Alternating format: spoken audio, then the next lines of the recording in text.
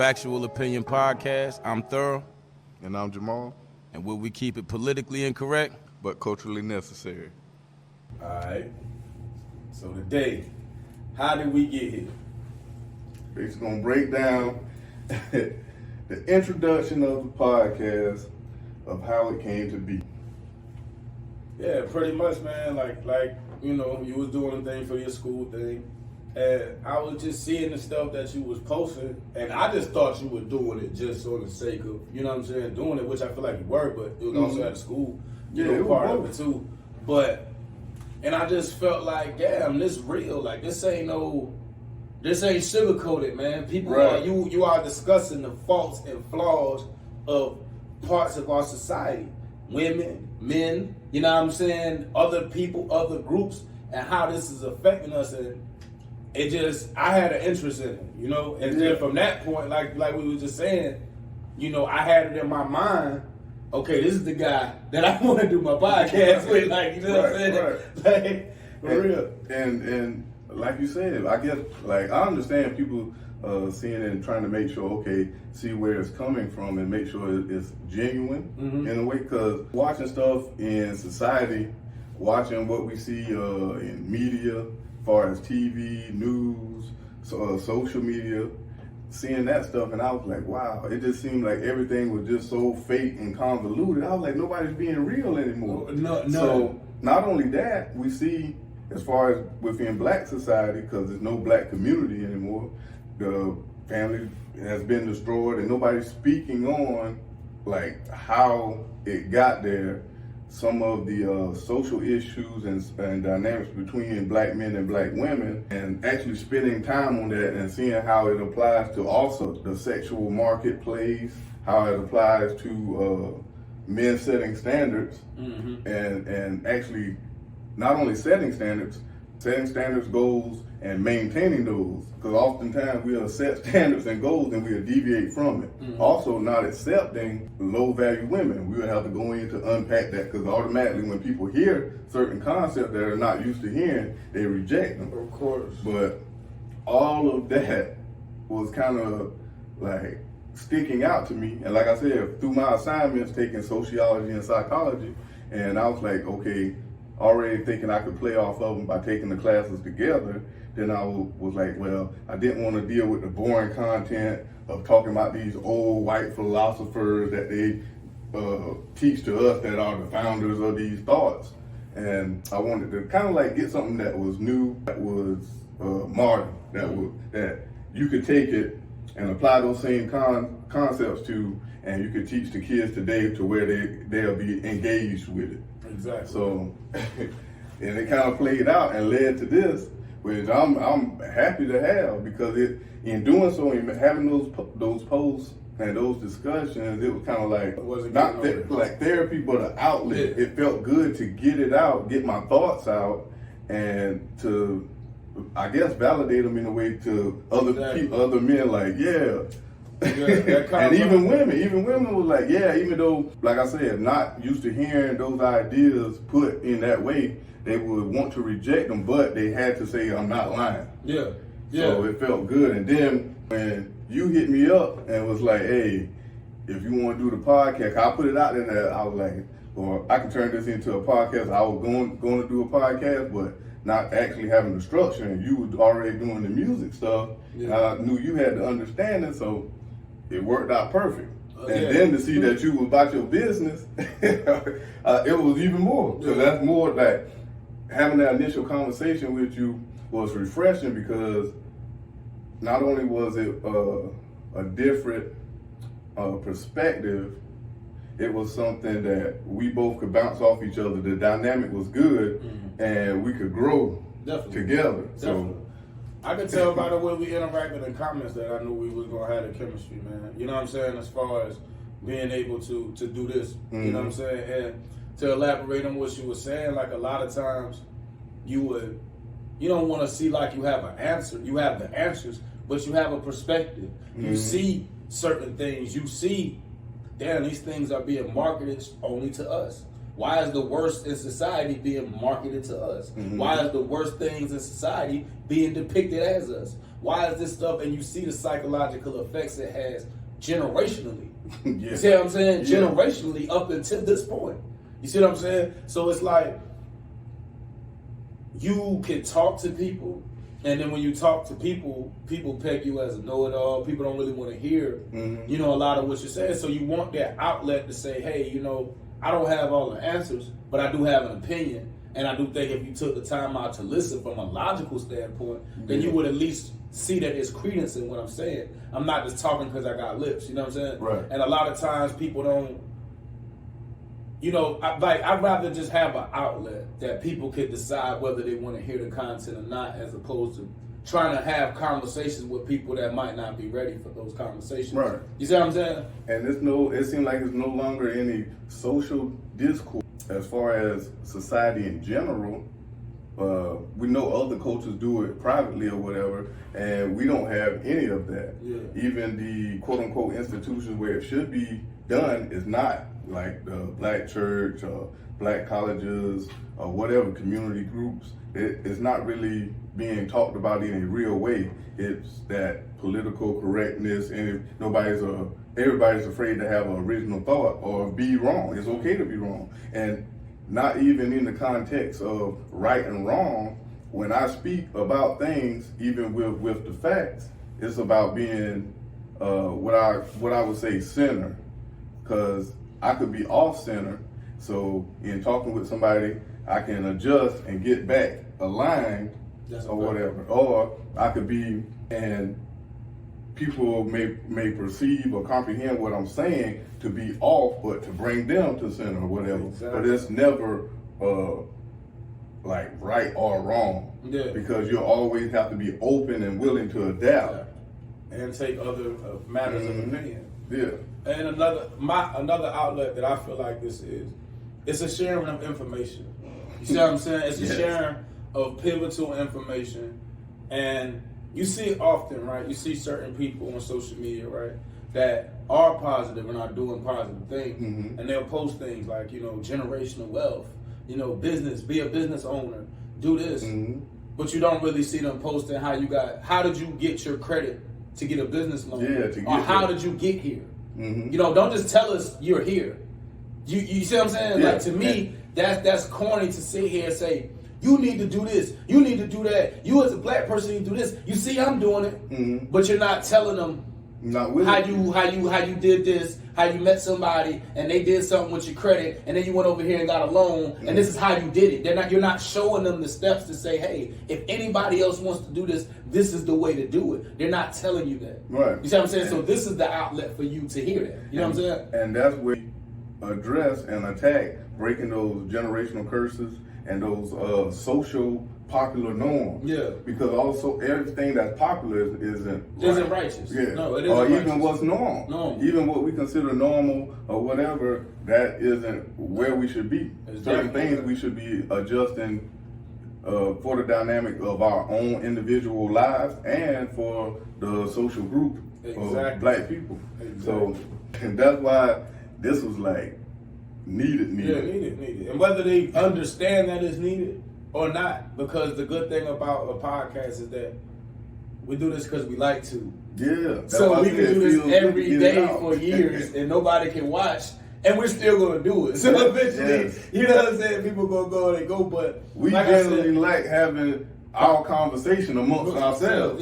We had to cut the camera on because we got to talk. Exactly. A lot of the conversations we have off the camera, people like, damn, we should have been recording. You know what I'm saying? Exactly. But like I say, man, it's stuff that we like to do. But the biggest thing with me, you know what I'm saying, is that I like to give out knowledge. You know what I'm saying? I'm not going to sit here and say, hey, I opened this business, I opened that business, and appear like I just got money like that to be opening businesses. But a lot of times, people found ways to gain capital.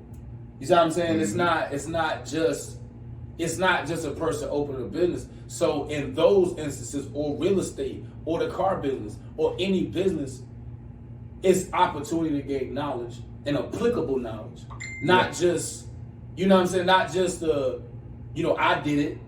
You see what I'm saying? That's how it comes off to me, like. And that again, with the destruction of the family dynamic, if that is destroyed, then we have no more sharing of information and experiences amongst each other.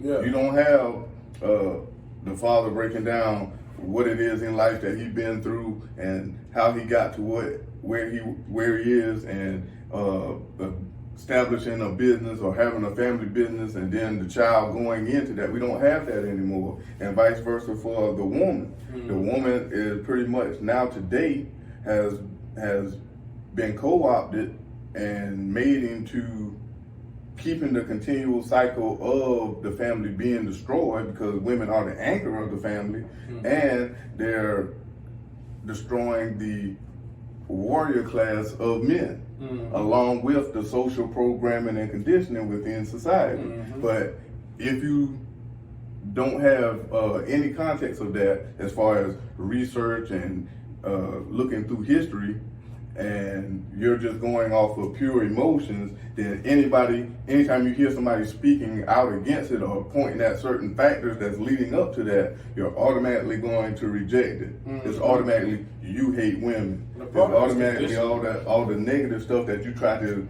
do and say to silence information that's for you, that's going to help you ultimately. Man. And people are comfortable. People are comfortable with being ignorant. Yeah. So you gotta just, those people, you just like, hey, this is why you give people a choice. Like, people mm-hmm. have a choice to want to listen to this. People have a choice to never listen to us talk ever in life. Yeah. See what I'm saying? And that's your choice. Mm-hmm. Not saying that listening to us is going to automatically make you successful. It's not going to automatically do anything for you, any of that type of shit. But what I feel like it'll do is give you a perspective to say, hey, maybe I was looking at this wrong, or maybe I was going about this wrong, mm-hmm. or maybe I was, whatever. Maybe let me reach out to these guys. Yeah. They will help me in any way they can to get me in the right direction. Right. You see what I'm saying? Try to improve or whatever. Yeah. Anybody that knows me on a personal level know that I constantly share information. I don't just come around people to bullshit per se. Mm-hmm. I love to laugh like anybody else. I'm not people. I guess my social media and what I talk about gives off that appearance that I'm serious and I'm anal about stuff, but no, I'm mm-hmm. always laughing and joking or whatever. But I do ask people or engage with people about what it is that they do, what it is that they're interested in, and if I have information about that, I share it with them. Mm-hmm. Mm-hmm. But like open information. People don't even know to appreciate that type of shit, though. Yeah, that's what I'm saying. People are so accustomed to people that seem like they have something mm-hmm. being a way, like, get it like I got it type shit. Yeah, go and they actually applaud that shit though.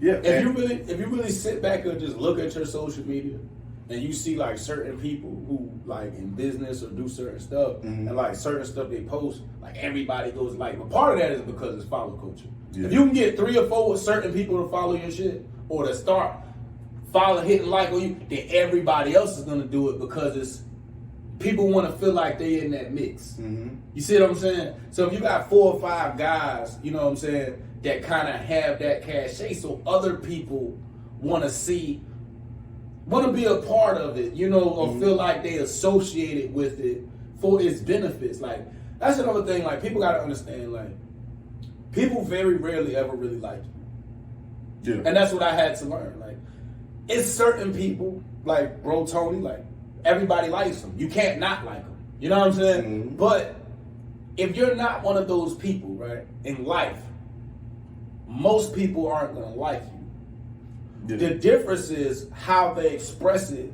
is depicted upon the benefit of you. Yeah. You see what I'm saying? Yeah. See, a lot of people... How is it beneficial or being around you? Being around you or being associated with you. If being associated with you doesn't have a benefit, then I'm going to express my dislike for you.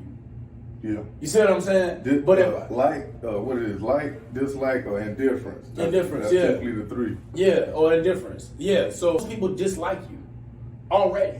Mm-hmm. So it's like you, right? Because you're opinionated, because you stand on what you say, and because of that gives people a feeling like, I don't like this motherfucker. You think you know everything. Or this, or that. But people are going to not really express it if you're somebody that is connected or somebody that can help them with something, or somebody that they think they could borrow some money from, or something like that. You see what I'm saying? But if you're like that and you just like, it is what it is, and people don't see a benefit of going out their way to deal with you, then they're going to express their dislike or indifference, whether it be overtly or subtly or on some internet shit or something like that. They're going to express that. You see what I'm saying? Again, like you could say two people, right? Two guys that are business owners and this and that, right? But one person, if certain people like their stuff and it seem like, okay, I ain't gonna say names, but I done seen this person and that person and that person, and they all in that little stuff. So I'm gonna start try to get close to that person in hopes of I can be in that inner circle now, because now clout means more than money. Right. You see what I'm saying? Clout means more to people than money. So to feel like they associated with certain things and certain people, like, it makes them feel away. And this is what I know for a fact. Most people ain't got money. Not real tangible money. Like, they might have a position, they might have a business, they might have, but they don't. They rarely ever have. That comes into understanding tangible money. Yeah, that comes into understanding what is capital. People don't understand what that is exactly. And even with that, it's the difference between capital and having money. Yeah. See what I'm saying? It's a difference. Like, you know what I'm saying? You can have people with a net worth into the millions, but they don't have liquid cash. Cash, yeah. Or you can say, hey, I got a business that I started or whatever the case is, and now if you invest in me, you invest in me, I got capital, but I don't have money. I can't go buy a Bentley because I just got $30,000. No, I got capital towards my business. Right. You buy a Bentley with money. I had a similar discussion like that on social media with a guy, and they were trying to break down like Amazon when he initially started off, and I think they was like from 10K, 100 something billion or whatever, and I was like, well, at 30, his net worth wasn't 10K, and they were like, oh, well, how do you know? I was like, come on now, you don't pool together money and able to launch a business to get there with only having a net worth of 10K. If you go into his actual history and look at his parents had money. You get what I'm saying? So he had assets that at that time he wasn't attributing to his net worth. And they were just going off of what he may have had at that time in the bank. Bank account statement or something like that. So I get what the meme was trying to express, but we get lost in that, and then we try to compare ourselves to that, not understanding the full dynamic of that situation. If your parents can get together and hand you $100,000, then you need to chill on talking about your net worth is only 10K. And appreciate that. That doesn't even matter. Yeah, that doesn't even matter. I'm going to tell you what I don't like about that is that you see it with people that we know. Our family, man, grandparents, parents, been had money. You know what I'm saying? So when you come along, you're doing things, you're doing really what you're supposed to do. You're taking your family's foundation and you're moving it forward, but you're not breaking generational curses and you didn't get out of the mud. So stop saying that. You're not breaking a generational curse. Right. You know what I'm saying? People don't really address that. They'll say the term, and the generational curse to them in their mind is just being poor. As long as they can get out of quote unquote poverty, they think they are breaking the generational curse, but it's not. It's not. This breaking the generational curse is changing the trajectory and changing the total trajectory of where your family has been to something else. Right. You see what I'm saying? So again, if your grandfather was in your life, first of all, if your grandfather was around, you was able to learn things from him, get knowledge, do whatever you had to do. You see what I'm saying? And that was passed down to you. How the fuck are you breaking a generational curse?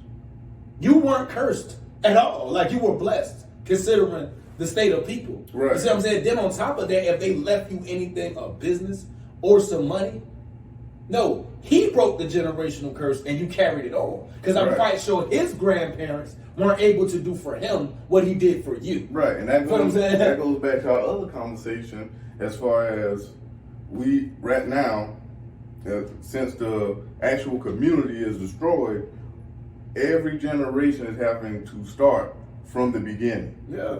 Because we're not thinking in the mindset of breaking that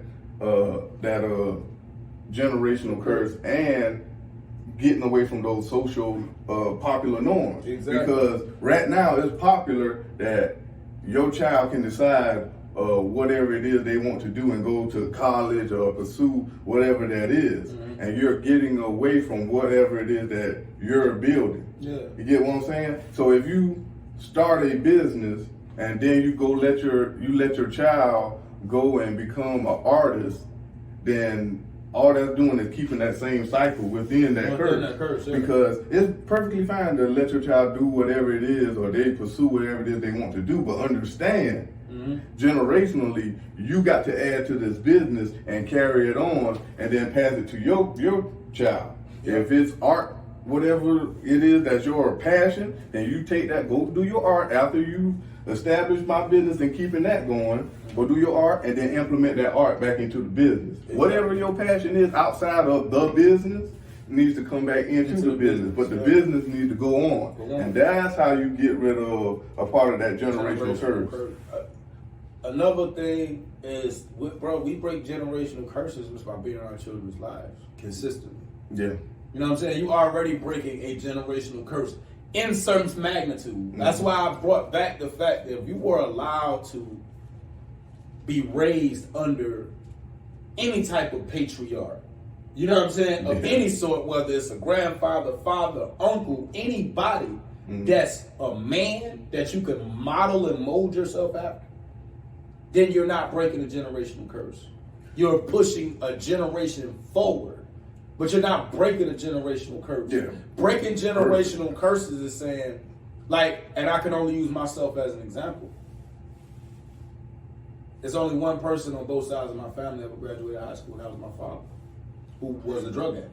You know what I'm saying? So, I mean, I stay on my nephew all the time. Like, you can't let your grandfather be the only man that ever graduated high school. Right. That's breaking generational curses by even putting that in his head, by being there to say, hey, you know what?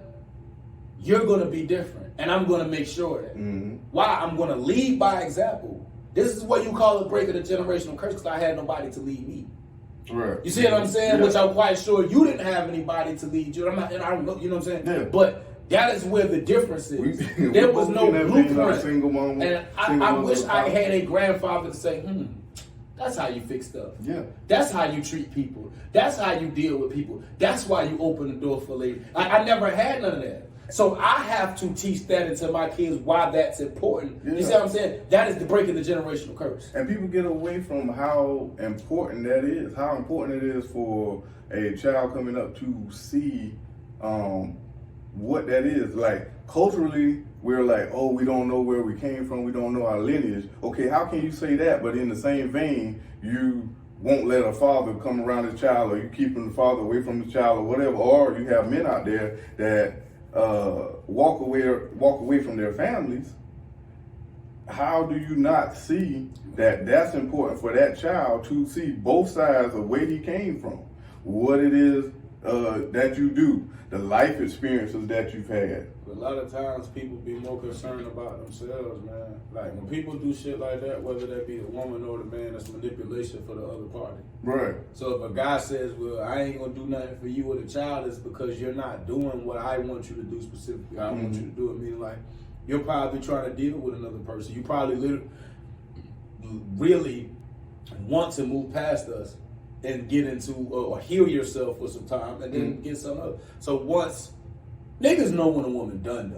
You know what I'm saying? Right. Niggas know when a woman done. And once you in that stage, the only thing a dude can do in most cases is try to say, well, I'm not going to financially support. But, you know what I'm saying? Here's one of the main things that's often, well, not being said and isn't spoken about. All right, if you have young people who are having sex, unprotected or whatever, even protected, at some point in time, pregnancy scare or whatever gonna come up. Okay, so if that young man then tells that woman, hey, I'm not ready to be a father, I don't have anything that I can put into a family, and then that woman knows that she can work the system in her benefit, keeps the child, even though that young man has told her, I don't want this, I'm not ready, but then you do it. How can you then say that man isn't shit? Also, because they got the leverage. That's what you do. Yeah, they got the leverage. Also, yeah. Also, those two may not be on that level. Yeah. They could just be having sex. Yeah. No real commitment or trying to build with that person. They just having sex, passing time or whatever until they figure it out. And then you're trying to trap and force a man into, oh, you need to step up and be a man. Oh, you need to step up and be a father. And then you got a court system, basically a white supremacy system that will come in and back you up and say, okay, not only will we force him to pay, but if he doesn't pay, then we're going to criminalize y'all having a child. You know what else is crazy though? Just because you said something about it, right? You can only do 90 days in a county jail.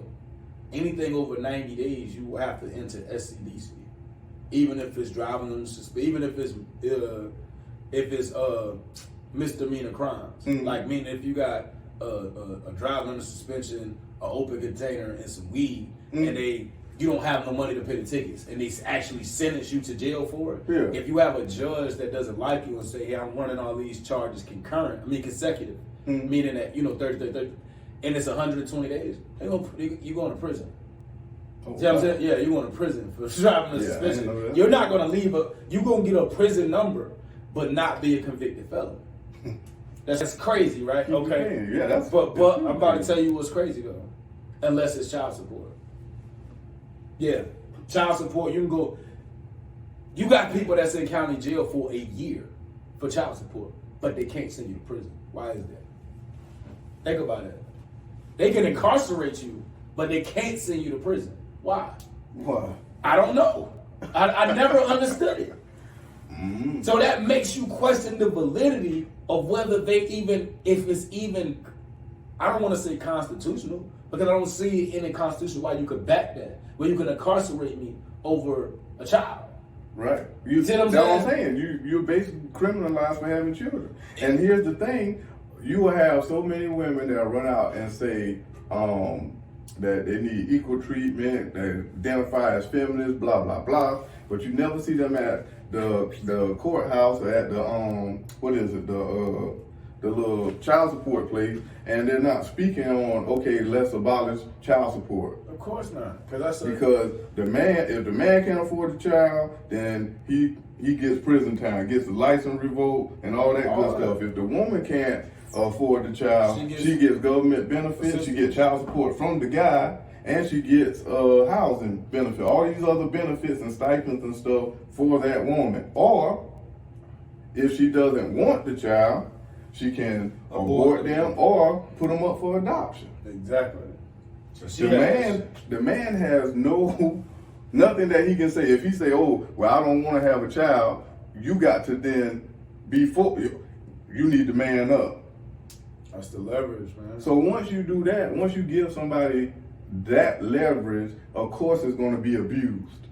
Definitely. Then you're going to have those basically mercenaries that go out, find men and try to get them in these traps. And then the first thing people will say, both men and women, oh, well, you should have practiced safe sex. You should, and such, as if they never lived life and understand things happen. Yeah. These things happen. We understand, in a perfect world, he shouldn't have did X, Y, Z, but why is it that we now have laws in place and a system that criminalizes having a child and benefits women and criminalizes men? You already expressed it, though. It takes wealth out of our it destroys it. It destroys the wealth from us because, you know what I'm saying, a situation like that, if you're a person of some substance, you know what I'm saying, and you got something going on, you get some money, 9 times out of 10, you know what I'm saying, whether they be quote unquote good women or not, like you're gonna encounter people that are materialistic. And if they aren't materialistic when you meet them, once you introduce them to certain things, they're gonna become materialistic. You see what I'm saying? And ultimately, everybody wants money. So if people see an opportunity, like Like even selling cars, you see it. Like people include that shit on their income, and that can make the difference of whether you even get approved or not. Right. See what I'm saying? They include it on their income, but the man that's paying child support can't include it in his taxes. Taxes. No, that's crazy, right? They can include it as a monthly. Hey, I received such and such, you know, and it does make a difference in their approvals. Number one, and number two, like people really look at that as income. So if you look at it as an income, why people don't think that more women will go out and look for that type of quote unquote employment? Exactly. Yo, I'm gonna tell you what make it even worse, bro. I done been in situations, right, where I be, you know, talking to somebody or whatever, for whatever reason, like they, you know, need some money or some stuff like that, and if they got kids by somebody, and they like say, like, let's say it's a situation and you need a couple dollars, I need $200, $300 to handle something. They like, well, I ain't got it. Like, oh, I'm getting child support tomorrow. I automatically feel a way about them because it's like, why are you so eager to give child support money to the next nigga? You feel what I'm saying? Like, you not even looking at this. So, a lot of women, bro, and they're not gonna admit this, but once women get child support, bro, that shit don't even be about the child. That is an extension of their income. Right. And it's made to, it's not even looked at like, okay, just to break my point down, right? If it was vice versa, you know what I'm saying? Nigga, I don't feel like men would be on some shit like, I'm about to get this $250 from child support and give it to my chick so she can go do what she needs to do. Like, nah. I don't got no money if that's the only money I got because I'm not about to, I feel like that's wrong. For you to take, you know what I'm saying? If it was vice versa, I'm going to take my kid's mom's money that she works a job for that's taken out of her paycheck. You feel what I'm saying? To give it to you for whatever, that's fucking ridiculous, bro. And the fact that so many people think that way. Like, dog, if you are dealing with a woman that has kids by somebody else, and they are receiving child support, I promise you can get that money if you fucking them. Yeah. I promise you can get that money, bro. Yo, if you made it to the end, comment, subscribe, smash that notification button. And follow. Give us 5-star reviews, man. Ain't no fucking 3s and 2s and 5. All we want is 5. The 5 or nothing else. You know what I'm saying? Rather you just give us nothing. Check for us on all social media platforms. That means we out here. Holla at us.